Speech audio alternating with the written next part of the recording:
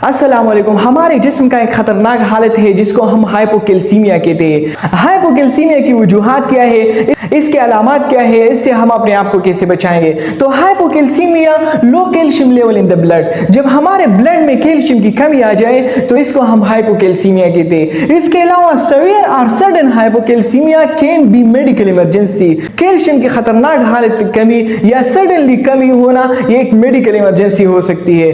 इसके अलावा muscle spasm, जिसकी वजह से मसल स्पाज्म हो सकती है, मतलब मसल अपना फंक्शन छोड़ देगी, दर्द करेगी। इसके अलावा सीजर, जो हमारा ब्रेन का जो इलेक्ट्रिकल एक्टिविटी है जिसके जरिए से वो कोऑर्डिनेशन कर रहा है वो लॉस होगी, वो खत्म हो जाएगी। इसके अलावा एबनॉर्मल हार्ट रिदम, जो हार्ट रिदम है उसके एबनॉर्मलिटी आ सकती है, जो पंपिंग कर रहा है हार्ट वो मुतासर हो सकता है। तो अब बढ़ते हैं कि कैल्शियम की कमी कैसे आती है, मतलब उसके वजूहात क्या है। तो चलो स्टार्ट करते हैं विटामिन डी डिफिशियंसी। सबसे पहले हमारे जिस्म में विटामिन डी की डिफिशियंसी आ जाए। अब विटामिन डी की डिफिशियंसी आ जाए तो विटामिन डी का काम है कि कैल्शियम को मेंटेन रखना, तो फिर कैल्शियम मेंटेन नहीं होगी। The second one, इनएडिक्वेट calcium intake. हम अपने खाने में कैल्शियम को नहीं लेते हैं, कम करते हैं तो फिर कैल्शियम की कमी आती है। इसके अलावा पैराथायराइड ग्लैंड डिसऑर्डर, हमारे जिस्म में एक ग्लैंड है जिसका नाम है पैराथायराइड। वो कैल्सिटोनिन की प्रोडक्शन करता है जिसके जरिए से वो खून में कैल्शियम को मेंटेन रखता है।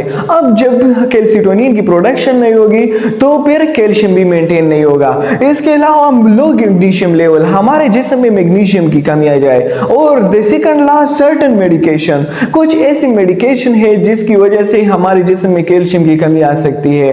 और लास्ट वन, पेंक्रियाटाइटिस, हमारा जो लबलबा है, पेंक्रियाज है, उस पर कोई इंफ्लेमेशन, जख्म आ जाए तो इससे हाइपोकैल्सीमिया हो सकता है। कौन सी अलामत है जिससे हमें पता चलता है कि हमें जो है हाइपोकैल्सीमिया है या नहीं है। तो चलो स्टार्ट करते हैं। नाम टिंगलिंग और नमनेस।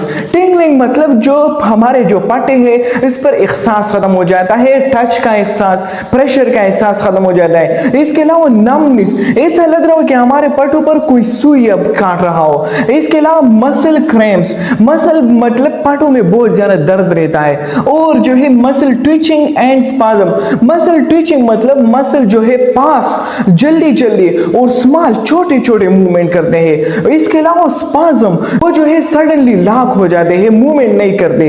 इसके अलावा वीकनेस एंड फटीग, कमजोरी हो जाती है मसल में और फटीग, थकावट रहता है इंसान पर। इसके अलावा इरिटेबिलिटी एंड कंफ्यूजन, इरिटेबिलिटी मतलब कोई ज़हनी दबाव का शिकार हो जाता है, कोई छोटी छोटी बातों पर गुस्सा हो जाता है। और कंफ्यूजन, कंफ्यूजन मतलब कोई फैसला नहीं कर पाता। इसके अलावा सीजर इन सेवियर केसेस, जब ये हाइपोकैल्सीमिया हद से बढ़ जाए तो फिर ब्रेन की इलेक्ट्रिकल एक्टिविटी जो है वो हाई रहती है जिसकी वजह से इंसान पर पेट्स आता है, झटका आ जाता है। इसके अलावा इब्नॉर्मल हार्ट रिदम, मतलब जो हमारा हार्ट नॉर्मल हार्ट रिदम है वो मुतासर हो जाता है। अगर हाइपोकैल्सीमिया का प्रॉपर तरीके से इलाज नहीं हुआ, इसको नॉर्मल नहीं किया तो फिर इसके साथ और कौन से रिलेटेड जो है बीमारी हो सकती है।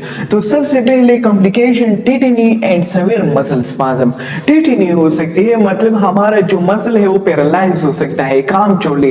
और मसल स्पाज्म मतलब मसल बहुत ज्यादा दर्द करेगी, पट्टे बहुत ज्यादा दर्द करेगी। इसके अलावा सीजर, ब्रेन की जो इलेक्ट्रिकल एक्टिविटी है वो बहुत ज्यादा हो सकती है। इसके अलावा जो है एबनॉर्मल हार्ट रिदम, हमारा जो हार्ट रिदम है वो मुतासिर हो सकता है, एबनॉर्मल हो सकता है। और ब्रीथिंग डिफिकल्टी, ब्रीथिंग मतलब सांस में तकलीफ हो सकती है। और long term problem with bone and teeth, bone और टीथ का जो लॉन्ग टर्म प्रॉब्लम हो सकते हैं, मतलब वो लॉस हो सकता है। इसके अलावा बोन जो है ब्रेक हो सकते हैं, फ्रैक्चर हो सकता है। और जो टीथ है वो जो है खत्म हो सकते हैं, ऑस्टियोपोरोसिस हो सकती है। इसके अलावा प्रिवेंशन, अब इसको हम प्रिवेंट कैसे करेंगे, इससे अपने आप को कैसे बचाएंगे।